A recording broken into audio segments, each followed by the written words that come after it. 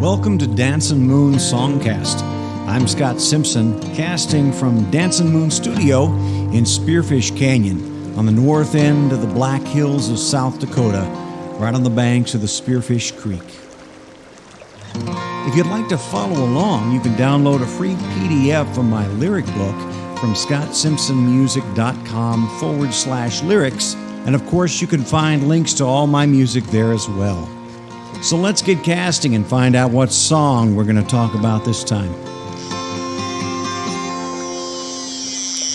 Well, this is our third in a series of episodes that are dedicated to poetry as opposed to songs. And this episode, actually, I will be taking a look at and reading through three poems, all written about and for a particular person. Good friend of mine, childhood friend, actually. We were friends probably since age 2. And friends all the way up through college and into adulthood. He was tragically killed in 1992 in an accident, hit from behind while he was riding his bike. And so that, you know, there are certain things we write about. If you write, certain things you write about again and again and again in different formats, different times, from different vantage points. And his passing was one of those for me, certainly. So we'll look at three poems written for my friend Kirk Miller. And we'll begin with one that we'll move backwards in time.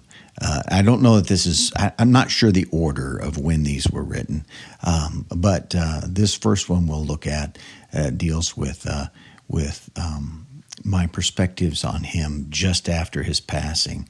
And then the second one we'll read our reflections going back to middle school, and then the very final one that we'll read actually is a poem that I read at his funeral, which was a reflection on our childhood times together.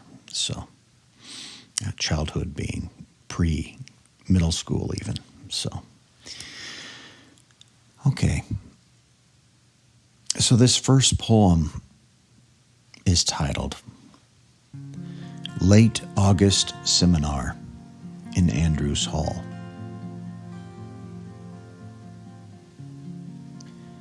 The fields along I-80 are dark as 3 years back, when you moved behind every stalk in the side spill of my headlights. Silent trips, only 3 weeks, 4 weeks, 5 after your death marked for me a new accounting of days. 3 years, and I am here, and something like your arm has wrapped itself around me. Your hands steer me through the campus, the way you slid your bike in and out of traffic, wind in your long hair, force of all that was behind you, guiding, pushing. Counting keeps me looking back. You, there behind me, not changing. Shrinking with distance, the spot on that narrow road where I listened for you in the grass. The gravel of that shoulder, the crescent of black rubber mapping your short encounter with something too heavy to resist. You're coming up again from behind me. The windows are black. Late summer is rolling over into night. The pavement cooling outside. The fever rippling toward the sky. The dashboard lights are pale, green, and orange. How fast I'm not going. How little time has elapsed. How far I haven't been. My headlights hardly touch the edge of night as I tug each marker up from murky water, counting off the next mile this side of you.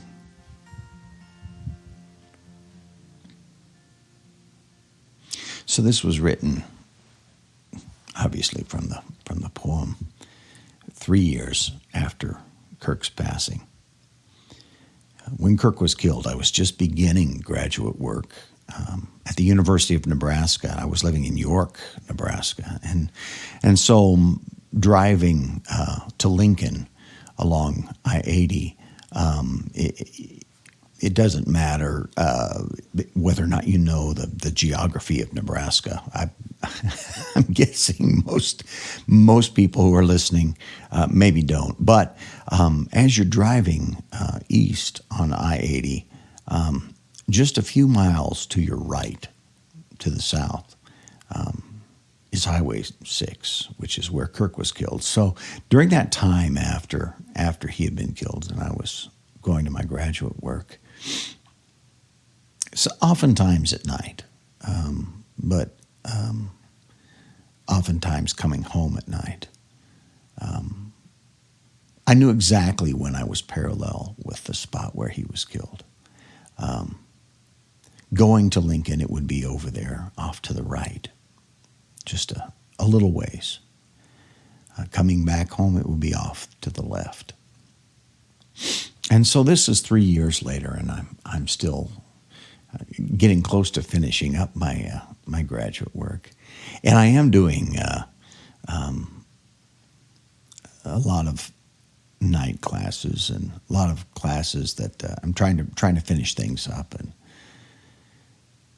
and realizing I've been driving for the last 3 years back and forth past this place where my friend left the earth. And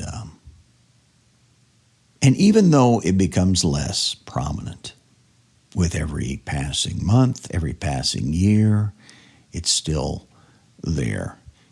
It's still there. So all these years later, it's still there for me as well. And not just that spot, but things that remind me of him, things that strike me as being something I wish I could share with Kirk. And I've had a lot of good friends. I really have, but I don't know that I've ever had one that was as close to me as Kirk.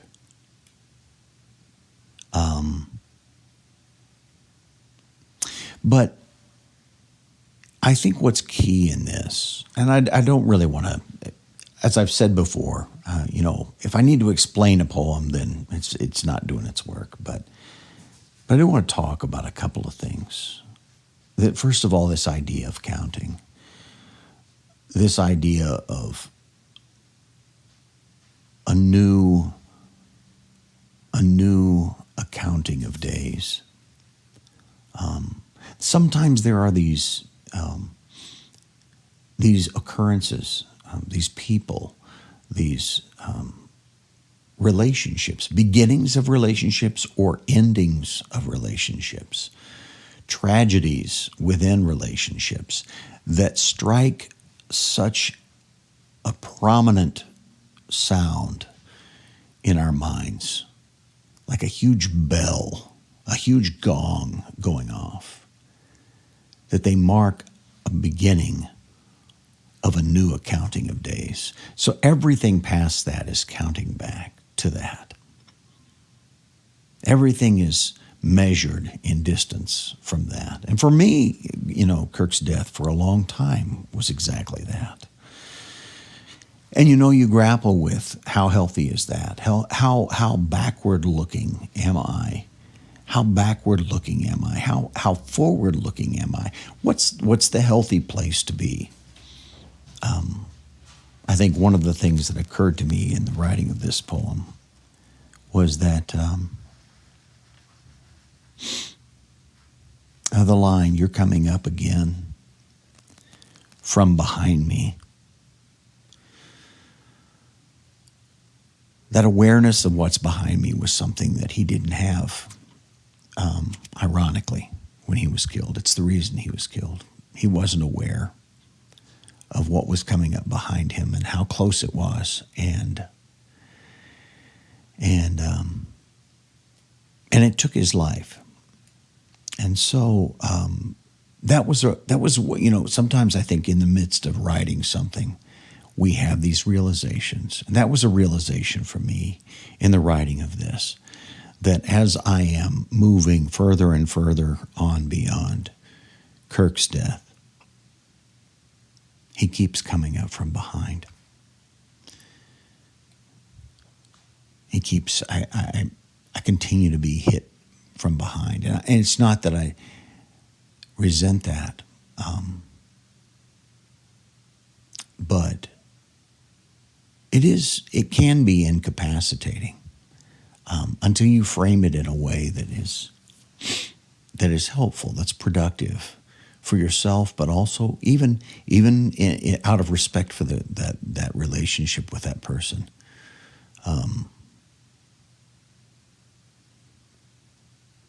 Kirk wouldn't want his tragedy to create ongoing tragedy in the lives of his friends and family. And when we lose someone, I think that's something important to remember. I think there's this human desire to make it as tragic as possible and to wear it as a tragic badge the rest of your life, because that says, this is the measure of my love for this person who has been tragically lost. But I think that person would not want that.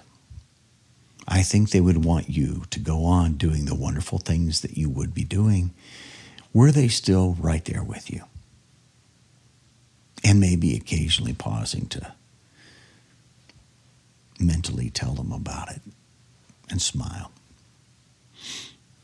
So that's the first one, late August seminar in Andrews Hall. Andrews Hall, by the way, is one of the places on the University of Nebraska where I went to quite a number of seminars as I was wrapping up my master's degree and then beginning and working on my PhD as well. So.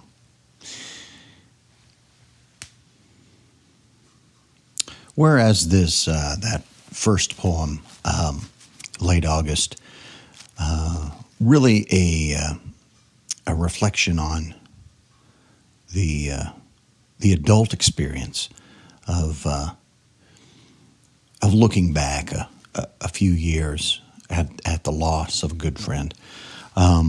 These next two poems are a part of that. In a way, a part of that looking back. As you look back at different eras. Certainly, if you have a friendship that had lasted for a long time. So this next poem, it's called Kirk Coming Down.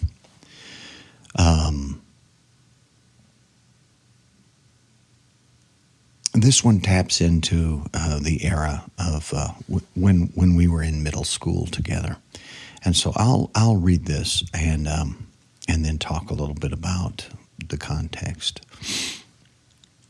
It begins with a little introduction that is prose, and then we move into the poem. Kirk Coming Down. Here on Highway 6, between my feet, they've marked with orange spray paint the spot where you landed. Down there by the tall grass is where they say you were hit.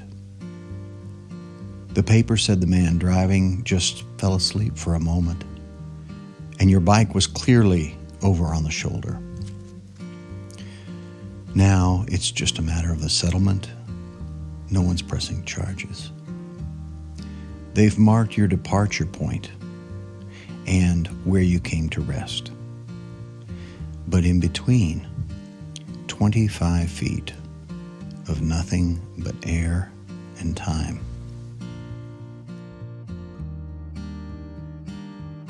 One track meet in middle school. I came out during the rain to watch you jump. It was cold. You stripped off your sweats down to nothing but your tank top and shorts. Your shoes looked too heavy swinging on the ends of your long, skinny legs, and you bounce them on the runway, shifting your weight back and forth. You paced off your approach for the last jump, marked a takeoff point by placing a wet twig at the end of the crescent you measured. I stood as the rain became deafening on the surface of the nylon mat. "This'll be the last jump of the day," Coach said. You hit the twig and lifted up into the rain, against 1,000 tiny droplets, stretching back, your arm out, your eyes fierce, and peering back over your shoulder. Your torso snapped like a whip, making a loop of your legs that unfurled itself an inch above the bar and slung your sneakers up and over. Look at him fly, just look at him fly. And it seemed like you'd never come down. Then you did. You cleared the bar, hit the mat, and slid, sending a sheet of thin rain arching like tempered glass in front of our eyes.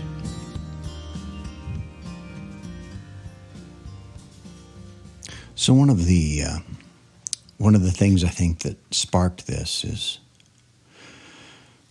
Kirk was he was in track, and he was a runner. He was a distance runner, but he was also a jumper, high jump and long jump some. But this one's about high jump, and Kirk was a skinny guy, always was. In fact, probably it was something he had to overcome. I think he was seen as the skinny guy with big glasses, and so he was not big into team sports at all. He was definitely, though, the kind of guy who gets into long distance running, and I remember he was a year ahead of me in school, and so he had already gotten to middle school while I was still finishing up elementary. And when I was about to go into middle school, he encouraged me to go and get into track. And so then I remember he helped me out with, I was issued a York Middle School hoodie, and he showed me how to get that on. We'd go out and we'd run, and it's cold in Nebraska, you know. We'd start running when it's really cold early in the morning, and he showed me how to take a towel and wrap it around my neck, and then stick it, and then put on the hoodie on top of that to kind of keep the warm air in and keep the cold air out. And I was never ever the runner that Kirk was. I went out for track, and I stayed in it for a little while, particularly while he was still in middle school, and we were in it at the same time. But and I did some of the things. I was not a long distance runner, but I certainly wasn't a sprinter either. So I ended up throwing disc a little bit, and then doing some high jump and some long jump and pole vault until I messed up my back with a pole vaulting accident. So that's beside the point, though.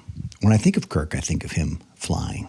I think of Kirk's skinny legs and the big tennis shoes on the end, and his jumping and the graceful's not exactly the word for it, but it is graceful. It's lanky graceful, as he was doing that high jump and clearing that bar, and he had the form down.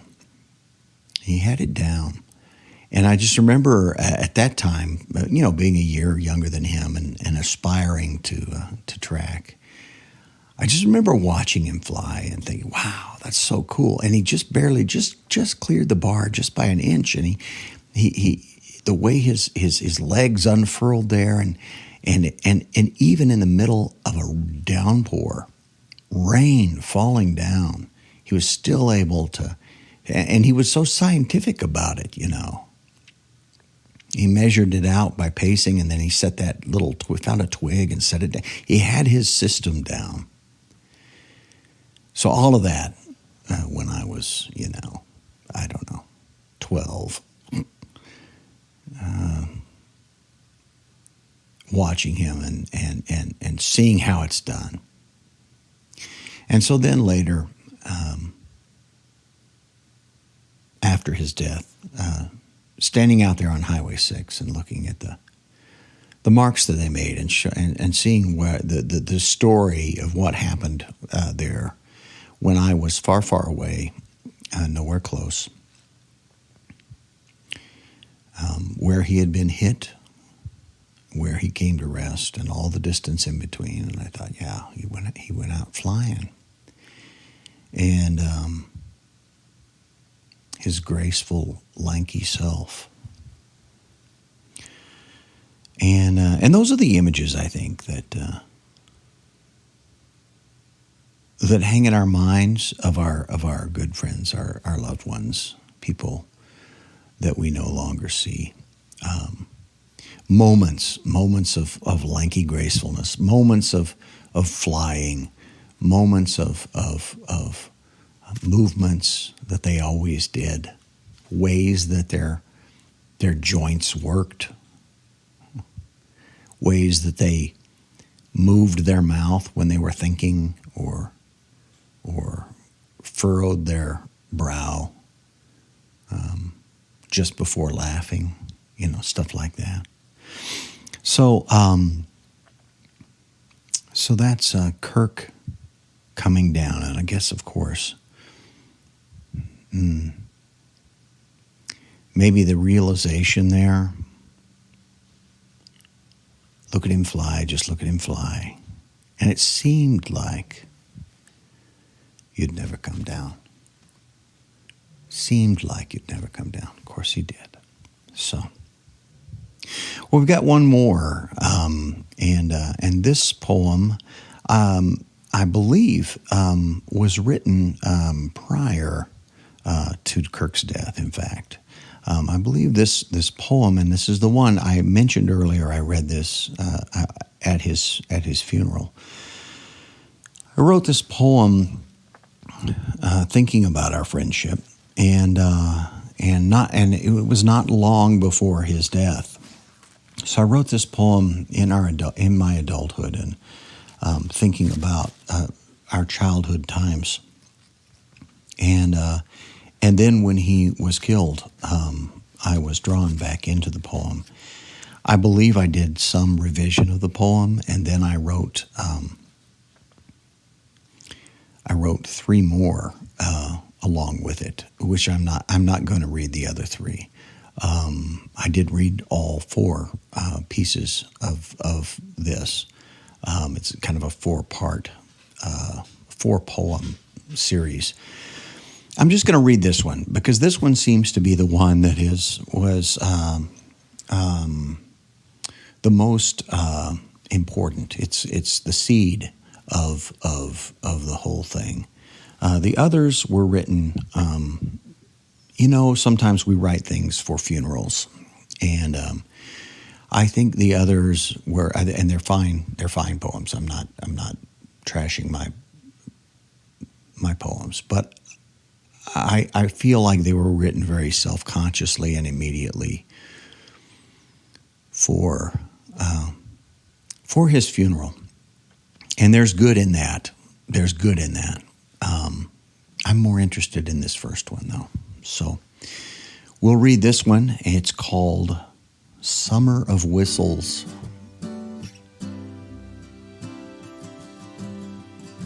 We used to walk down the tracks where it was so bright the sun seemed to eat away the brown, discarded metal. We made whistles out of some.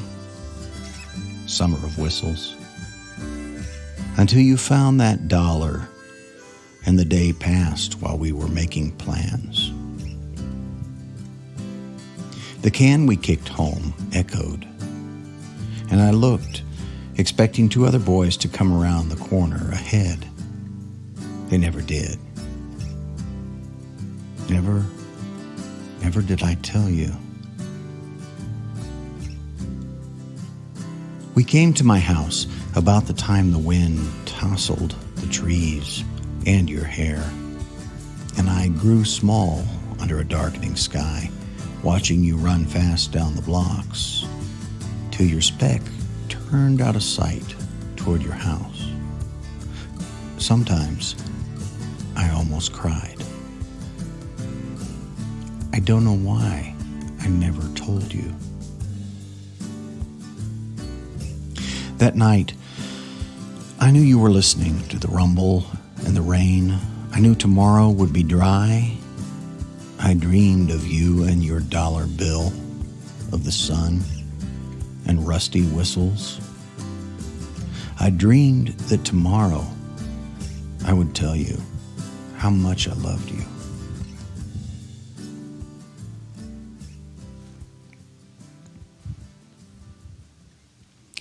So when you grow up in a small town, you know, the whole town is your house. And when you got a good friend who's 1 year older than you and knows like where stuff is, because he's found it out just a little bit ahead of you from his older brother.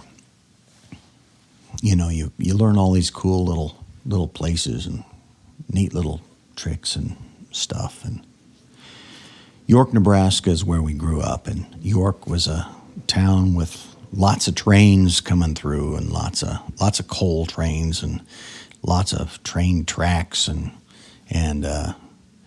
places where the trains came through, and places where they kept all kinds of junk connected with the trains and the tracks, and we used to go and walk along the tracks, and there were these pieces of metal. They were long strips of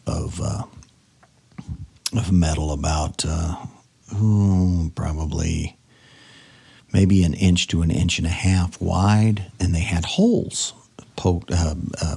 punched in them, perfectly round, clear holes. And Kirk showed me this one summer, how you could take a section of that and you break it. You bend it back and forth and back and forth and back and forth till it gets hot, and then it breaks, and then you bend it just right.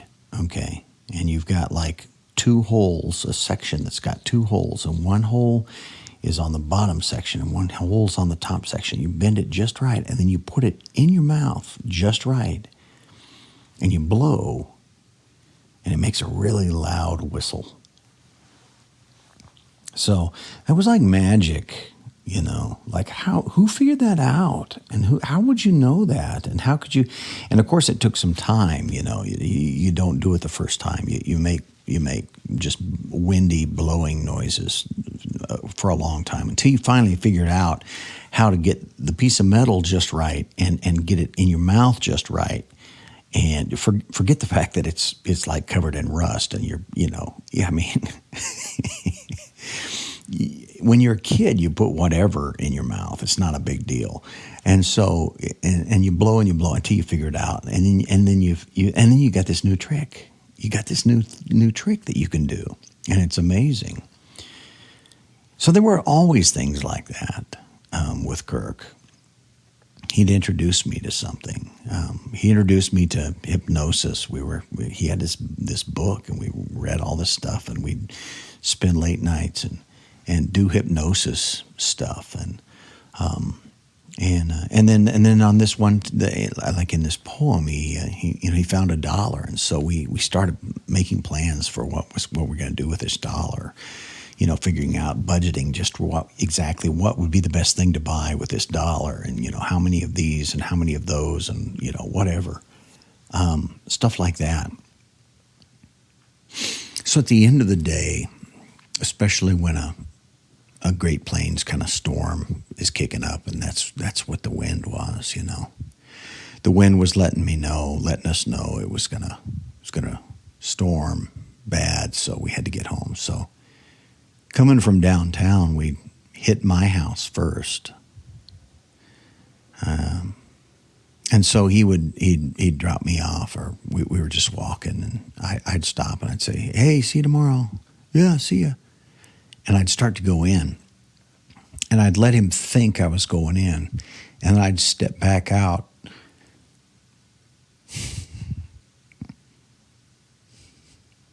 To the sidewalk and watch him run down the sidewalk.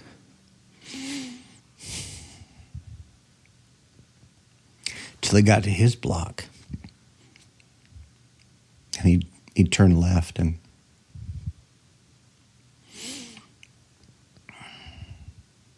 I don't think I understood then why that mattered to me.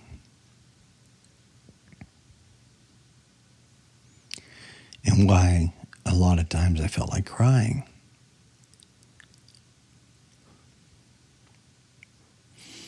Because, when you're just a little kid,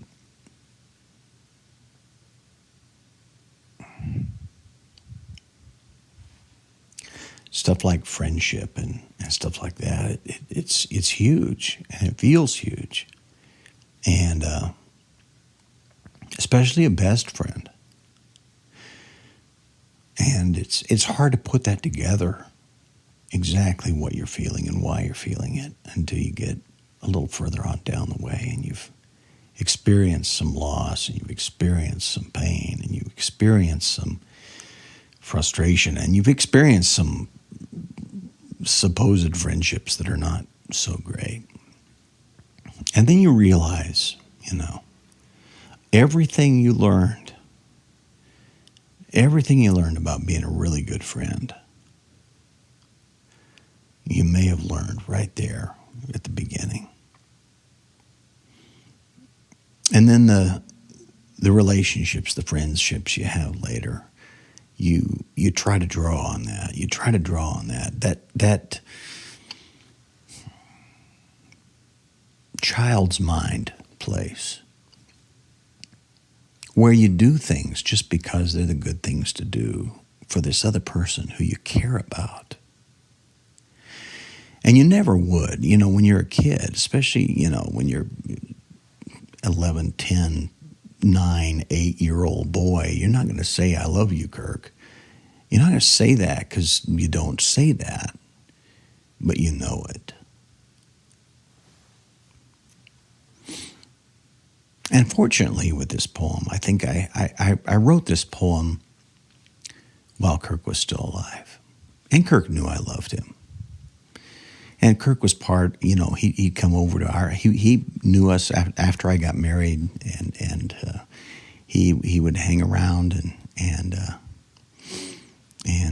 he even saw our first child, our first daughter, and around the time that Kirk died, Cheryl got pregnant with our second daughter. And we didn't know it was a daughter. We didn't know. We were just excited. And we had decided, though, if our second child was a boy, he'd probably be named Kirk. We're happy we got Laurel, though. So I guess this little trilogy of poems, and this isn't all that I wrote that draws on the loss of a friend, on the loss of Kirk. But these are three, key pieces in my grappling with it, my dealing with it, my figuring it out, my thinking about it, my reflections on it. And I think that's the important thing. I think the important thing is that once we have been given a new accounting of days by the loss of someone, that we take that accounting seriously. We do that reflective work.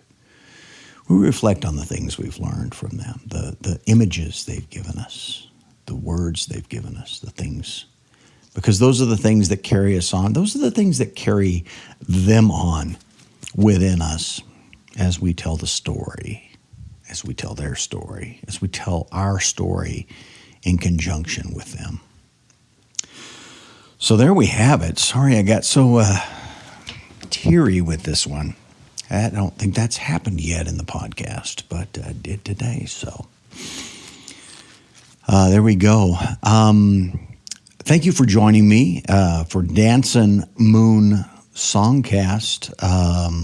You can find all of my music and all of my lyrics at scottsimpsonmusic.com and stream that music on Spotify or iHeartRadio or Apple Music, anywhere you want.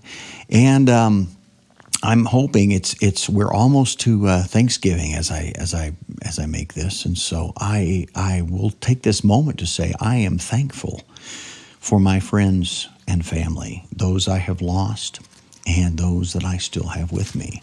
My thankfulness is one reason we're having a very safe Thanksgiving, and creatively thinking about ways of sharing food, but not being in the same space, getting on Zoom, because I value these people that I have around, and I don't want to lose a single one of them before the right time. And so, therefore, I hope that your Thanksgiving is a wonderful and safe one. And thanks again for joining me on Dancin Moon Songcast. Stay tuned and be well.